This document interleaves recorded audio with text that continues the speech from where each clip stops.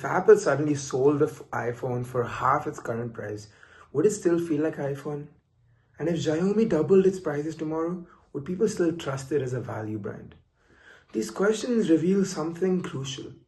Pricing doesn't just affect sales, it shapes the identity of the company. In the previous video, we talked about how Apple placed itself as a premium brand and how Xiaomi valued for affordable products that were focused on giving the customer value for their product for lesser money. In this video, pricing strategies will be discussed in its fullest and more in detail with interconnection to the previous topics. Let's start off with Apple. Apple's strategy isn't just about being expensive. It's intentional value signaling. According to research published in the Harvard Business Review, premium pricing works when a high cost is perceived as a signal of quality, reliability, and status. And Apple is a prime example.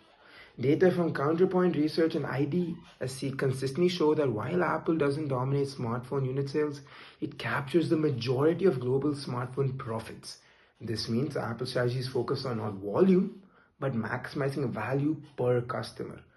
Apple's vertical integration, as we discussed in the first video, controlling its hardware, software, and services, like for example, manufacturing the A chips, the M chips, allows it to reduce third-party dependencies. This enables Apple to justify higher prices by offering long software support cycles, ecosystem compatibility, and reliability over time. In short, Apple prices for long-term ecosystem lock-in rather than short-term sales. From a consumer psychology perspective, studies in the Journal of Marketing Research show that higher prices increased perceived prestige and emotional attachment.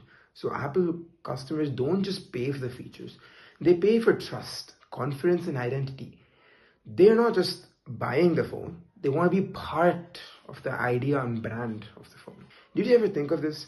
Apple isn't just selling a phone, selling a premium experience that people want to be part of.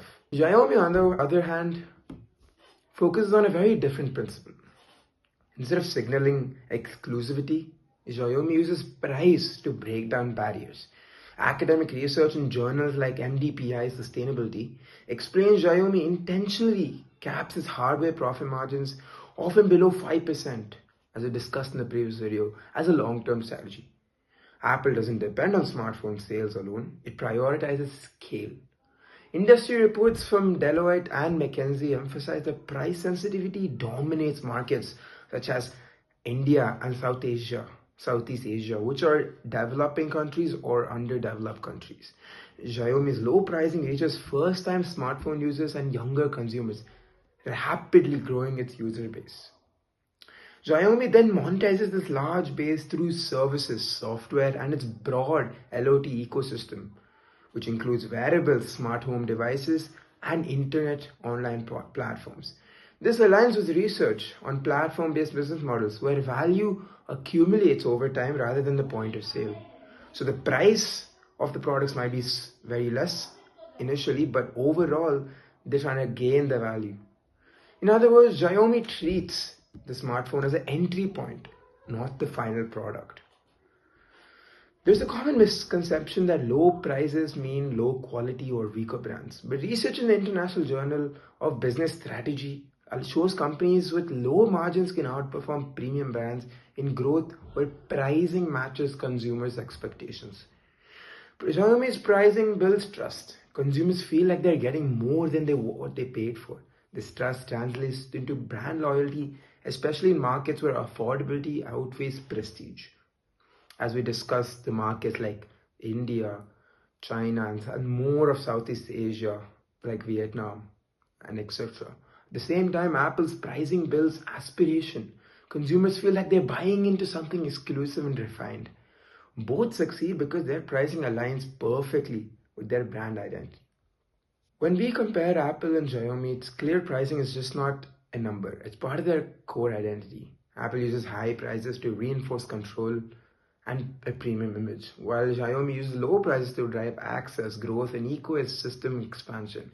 Neither approach is inherently better because both the successes come from their unique features. And it depends on who they are, who they target, and how they plan to grow.